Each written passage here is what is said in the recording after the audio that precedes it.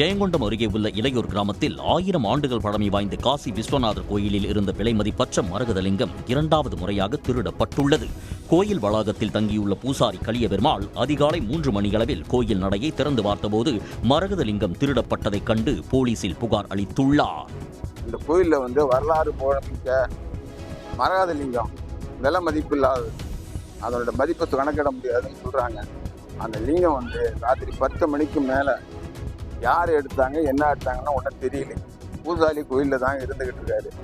அவருக்கு தெரியல. 3 மணிக்கு மேலே பூசாரி பார்த்துருக்காரு. பார்த்த உடனே எல்லாருக்கும் ஃபோன் பண்ணி வர சொன்னார். நாங்கள்லாம் பார்த்தா லிங்கத்தை காணுங்க. இளையூர் கிராமத்தில் உள்ள காசி விஸ்வநாதர் கோவிலில் ஏற்கனவே கடந்த 2013ஆம் ஆண்டு இதேபோல மரகதலிங்கம் திருடப்பட்டதாக கூறப்படுகிறது. மரகதலிங்கத்தை திருடிச் சென்றவர்கள் விபத்தில் சிக்கியதை அடுத்து கொள்ளையர்களே மீண்டும் மரகதலிங்கத்தை கோவிலில் வைத்துவிட்டு சென்றதாக கிராம மக்கள் கூறுகின்றனர். இந்நிலையில் கடந்த 12 ஆண்டுகளுக்கு பிறகு காசி விஸ்வநாதர் கோயிலில் மீண்டும் மரகதலிங்கம் திருடப்பட்டுள்ளது குறித்து போலீசார் தீவிர விசாரணை மேற்கொண்டுள்ளனர்.